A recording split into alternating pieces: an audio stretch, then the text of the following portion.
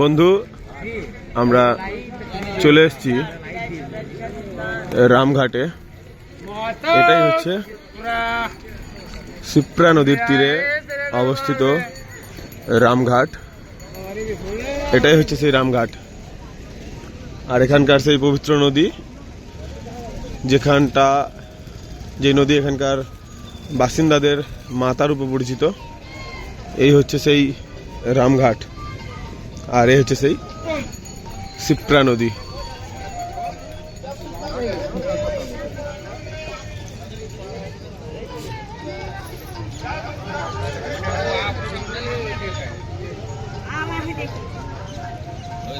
ওই পারে করে নাকি?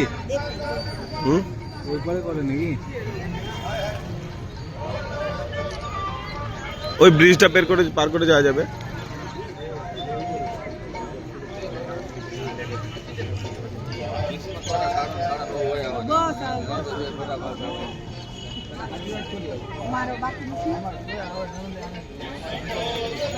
ভিডিওতে সেই রামঘাটে জলের মুখা দিয়ে আসে না, পুরো হাতে ওই বাড়িটা।